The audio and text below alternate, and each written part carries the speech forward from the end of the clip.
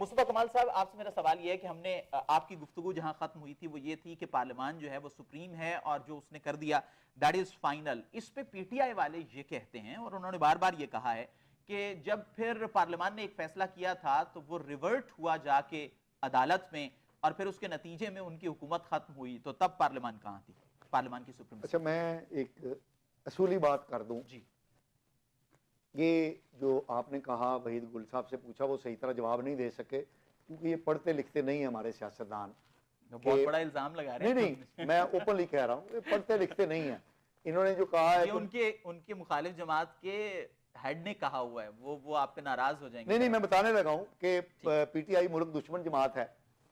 یہ سوال آپ نے ان سے کیا تھا نا کہ یہ کہنا چاہیے کہ نہیں کہنا چاہیے. تو یہ اپنے لیڈر کے اس بیان کو مناسب طریقے سے ڈیفینڈ نہیں کر پائے کیونکہ یہ پڑھ لکھ کے نہیں آتے.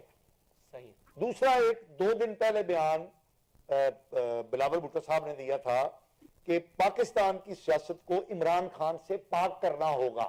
جی بالکل دیا. اس کا بھی مفہوم یہی ہے کہ گیٹ ریڈ آف. ٹھیک ہے، اس کا بھی مطلب یہی ہے کہ پی ٹی آئی اور عمران خان ملک دشمن جماعت ہے.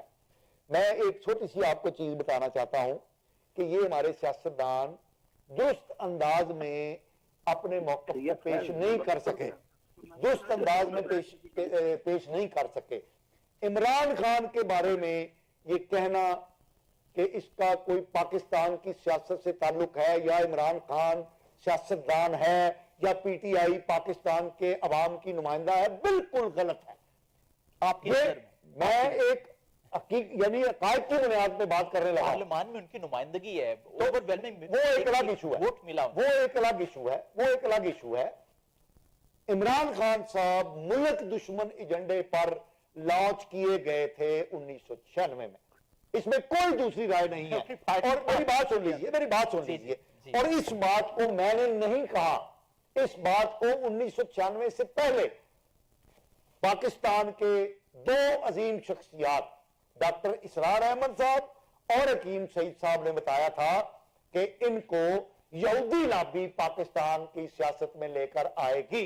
اور 1996 سے لے کر 2011 تک اور 2011 سے لے کے 2022 تک اور اس کے بعد کا عمران خان اور میری پوری بات سن لیجیے.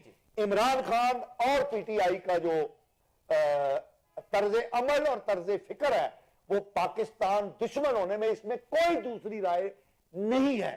اور ووٹ لینے کا مطلب ہرگز یہ نہیں ہے کہ وہ کوئی محب وطن جماعت بن گئی ہے. تبھی تو وہ کہتے ہیں کہ آپ نے 70 کے الیکشن کا جو مینڈیٹ تھا وہ بھی نہیں مانا. اب ہمارا یعنی ایسی باتیں جب ہوتی ہیں تو وہ شیخ مجیب الرحمان کے بارے میں اب ان کی قوم کیا کہہ رہی ہے بتا دیں مجھے. کیا شیخ مجیب الرحمان ہندوستان کا ایجنٹ نہیں تھا؟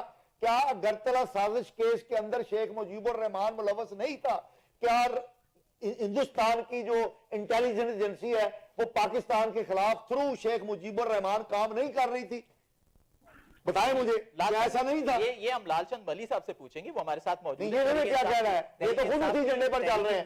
یہ تو خود اسی ایجنڈے پر کام کر رہے ہیں. صاحب آپ نے الزام سن لیا اور ڈیفینیٹلی یہ بہت بڑا الزام ہے. آپ اس پہ کیا؟ میں نہیں کہہ رہا، کیا فرمائیں گے؟ یہ پاکستان کے عظیم لوگوں نے یہ ان کی سیاست میں آنے سے پہلے کہہ دیا. مجھے ٹائم دے کے دے تو میں ضرور بات کروں.